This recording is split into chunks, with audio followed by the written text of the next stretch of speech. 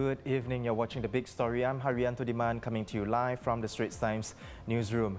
Coming up on the show, we have correspondent Tiffany Fumiko-Tay, who will share more on the badly affected tourism sector, and news editor Zakir Hussain with the highlights of today's Parliament session. But first, authorities here have reminded entertainment operators to continue to implement safe distancing measures if they are planning to hold farewell events tonight or tomorrow. This comes after the government announced its strictest measures yet to combat the coronavirus outbreak. All entertainment venues, including bars and cinemas, will be closed from tomorrow midnight till 30th April as the Republic's fight against Covid-19 enters a new phase. Meanwhile, malls, museums and restaurants may remain open but must reduce crowd density. Gatherings outside work or school should also be limited to 10 persons or fewer and maintaining a safe distance of at least 1 meter. To reduce the mixing of students from different schools, all tuition centres and enrichment classes will also be suspended. These new measures follow the wave of imported cases into Singapore. 49 new cases were reported yesterday, of which 32 are from overseas. The total number of imported cases now stands at 326, more than half of the total 558 confirmed cases here. From midnight tonight, all Singapore residents returning from Britain and the United States will have to stay in hotels to serve their 14-day stay-home notice. Those who breach the notice can be fined, jailed, or both. Meanwhile, any Singapore residents or long-term pass holder who leaves here from Friday onwards will have to pay full hospital charges if warded for coronavirus. Singapore residents will also not be able to claim from MediShield Life or Integrated Shield plans for these treatments at public and private hospitals. A total of 155 patients have recovered. 17 are in critical condition.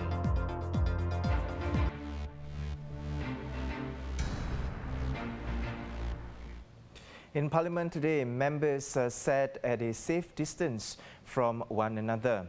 Now, the number of coronavirus cases will continue to rise in the coming weeks as some of the more than 200,000 Singaporeans return home from overseas. In preparation for the expected surge in cases, the government has ramped up its contact tracing capacity. Singapore can now trace up to 4,000 contacts each day. Singapore also has sufficient capacity to meet all healthcare needs, including COVID-19 cases. The National Centre for Infectious Diseases, or NCID, can be expanded to have 500 beds, up from 330. Minister for National Development Lawrence Wong was also caught in an emotional moment while expressing gratitude to the frontline workers. Words are not sufficient to express our appreciation for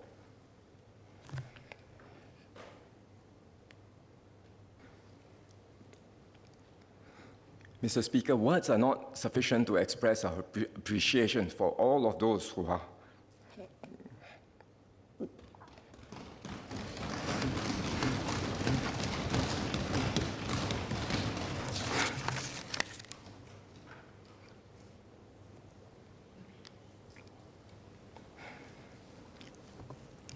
Let me just rephrase that, repeat what I said just now.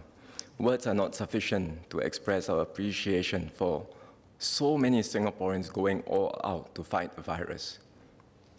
But I just want to say a big thank you to everyone who's doing their part.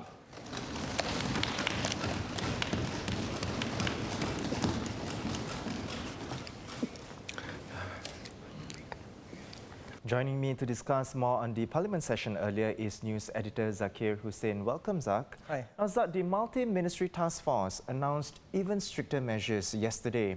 Now, just days after the ban on all incoming travellers, did it come as a surprise? Was it too quick?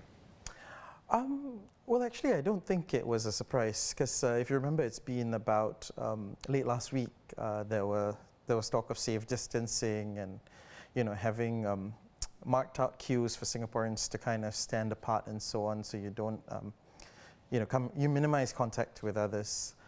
But actually, while people and establishments mostly followed it, people were still out there. Malls were packed over the weekend. Some restaurants were implementing safe distancing. Others, weren't really sure what to do. And I think yesterday's measures may have seemed like a very swift escalation. But so were spike in the number of cases around the world globally, and I think there was a realization that if we didn't almost coerce or force such a safe distancing, we might see a spike in the number of local cases. And I think, it's not as serious yet to warrant a lockdown, given the severe consequences a lockdown will have. Yeah. Right? Yeah, on that, because netizens have called for a lockdown, is it feasible? I think it'd be tough. A lockdown would mean you can't send kids to school, and a lot of parents would not be able to go to work as well. In a lockdown, do you want to restrict movement or public transport? Do you want, so that people only make necessary journeys? Only essential services would be running, like say police, fire. It's a lockdown. Might be a necessary measure at some point, but I don't think at this stage yet we need it. I think if enough people adopt safe distancing and you kind of what they call flatten the curve, a lockdown may not be necessary. Right. Now, Minister for Home Affairs and Law K. Shanmugam said earlier in Parliament that the authorities will clamp down hard on those who do not adhere to the stay-home notices. Have a listen. Specifically focusing on penalties for stay-at-home notice breaches. The jail term could be up to 6 months, $10,000 fine, or both. And if you're not a Singapore citizen, if you're PR, long-term visit pass holders, dependent pass holders, student pass holders, where appropriate, we will not hesitate to revoke these passes, shorten their validity, and also bar re-entry into Singapore. So the passes could be cancelled, they are short-term visitors, and you could be asked to leave Singapore immediately and barred from re-entry forever. So, Zak, we can see that, the ministry, the government is clamping down hard on people who don't adhere to this. That's right. Yeah. Could you, elaborate more on that? I think in light of the recent rise in the number of returning travelers, right, as you see lockdowns in the US and UK, a lot of Singaporean students are coming back from these places. We've seen also a sudden spike in the number of imported cases. I think, well over 100 from the UK. And I think they've all been imposed with stay-home notices. I think there are about 38,000 or so people on stay-home notices now. And the fear is that some people actually seem to have taken light of it, talk about finding ways to get around or flout your stay-home notice. And I think the government did want to send a strong signal that if you violate it, we will prosecute you and take you to task. The purpose of the stay-home notice is really to prevent you from mingling with others outside and expose them to risk of infection. Right. Now, Zak, there were other also issues that were being raised in Parliament earlier now, including the upcoming general election. That is the talk of the town, right? That's right, yeah. The general election is coming now with even stricter measures. Will the election still happen? And if so, how could it be carried out in such a situation? Yeah. And I think Senior Minister Teo Chee Hean kind of set out the thinking behind it. It was also... well, it's not been decided, and it's hard to predict how the infection curve will spread. He made clear that I think the election has to be held by April 2021. And given that the trajectory of Covid-19 and how it'll play out globally is yet unclear, the government's thinking is that it's better to call for an election sooner rather than later. But at the same time, it's not ideal, but it's not impossible, I think, as he put it. And I think you can amend the rules and adapt guidelines. You minimize campaigning, rallies. You have temperature taking and sanitizers at polling stations and so on. So I think there are possible ways to kind of carry out voting. And it's been done in several other countries before as well. Right. Right. Well, that was Zakir Hussain. Thank you so much, Zakir, for coming on to the show. Now, Zakir was just sharing with us the highlights of the Parliament session earlier on. Now, on to the latest COVID-19 updates from around the world. India has gone into a lockdown from midnight yesterday. Prime Minister Narendra Modi announced the lockdown will last for 21 days. Those who flout the lockdown can be jailed for up to 2 years. India recorded over 500 infected cases and 10 deaths. Over in New Zealand, a nationwide lockdown begins at midnight tonight to stop the spread of the virus. Prime Minister Jacinda Ardern warned that the police and military will be out to question those outside their homes without a valid reason. She emphasized that they were here to help and people should not be afraid of that. Meanwhile, Thailand has announced a state of emergency starting tomorrow. The decree gives the Prime Minister executive power to declare further measures such as closing buildings, imposing curfews and restricting travel. Tourism is a huge part of the Thai economy. Before the pandemic, travel and tourism accounted for more than 20% of the country's gross domestic product and employed nearly 16% of the workforce. In Singapore, the tourism sector is also struggling to keep afloat amid travel slowdown. Now, joining me now to talk about the impact on the tourism sector is correspondent Tiffany Fumiko Tay. Hi, Tiff. Now, Tiff, the ban on all tourists coming into Singapore seems like the last nail in the coffin for the tourism sector. Now, STB projected a 25 to 30% fall in visitor arrivals this year, steeper than the 19% decline during the 03 SARS outbreak. How badly are we talking about, in terms of the impact this time? Well, as you know, tourism is one of the sectors that's really been worst hit by the outbreak, and it's really been hit in waves. So the first was when the restrictions on Chinese travelers kicked in January. Then last month when we went to DORSCON Orange. And again, in the last week or two, as more countries put in place travel restrictions, including Singapore. So things have been getting pretty dire for some. There's a attraction operator here in Singapore that already saw his business drop by about 90% before the tourist ban was announced. And he told me that he's laughing because he's run out of tears. So, segments within the industry, like travel agencies, cruise, and events, have really gone to pretty much zero at this point. With everything being canceled, some companies are planning to close for a few months. Some are sending their staff for training in the meantime. But folks in the industry say that there will be a wave of closures and retrenchments coming up pretty soon if they don't get help.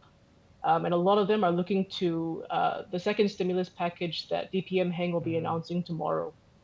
Well, we'll get to the stimulus package just yet later on. Now, there is a call also for locals to prop up business here, but with the latest strict measures that were announced yesterday, how would it play out now, you reckon? Yeah, so tourism reliant businesses have been trying to draw more locals to help them survive now that there's pretty much zero tourists. They've been rolling out staycation deals, discounts that were really helpful last week during the March holidays. Since Singaporeans can't travel, a lot of them, took up some of those offers, and businesses said that really helped, even though they are still making losses. But so the government has been trying to encourage residents to get out and visit attractions, but I think that's now been somewhat overridden by the new rules announced yesterday on the closure of entertainment venues and limiting group sizes and capacities at public venues. So this is definitely not good news for businesses, but many of them, I think, are hoping this will be short-term pain for long-term gain. Now, Tiff, still on the latest measures, I have to ask, there's some confusion as well as to which establishments qualify as an entertainment venue. Now, authorities have also sent out a warning to nightlife operators planning for a farewell party before the new rule kicks in. Do you have more on that? Yeah, so the new restrictions kick in at 11:59 p.m. tomorrow night, or effectively Friday. And they'll be in place until the end of April, right? So the authorities have said that entertainment venues, including bars and cinemas, where there is sustained close contact between people, will have to close temporarily.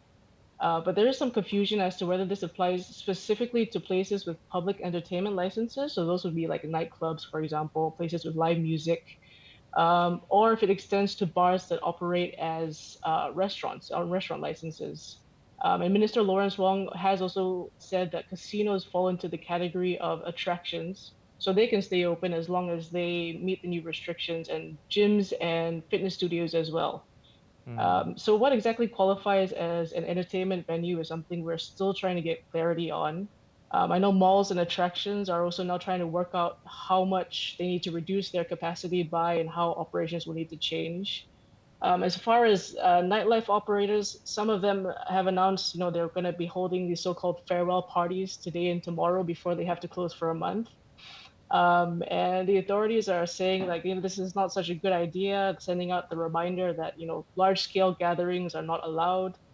And they said that, attending these sorts of events undermines the purpose of these measures. And they warned that officers will also be on the ground to conduct checks and make sure that safe distancing measures are followed.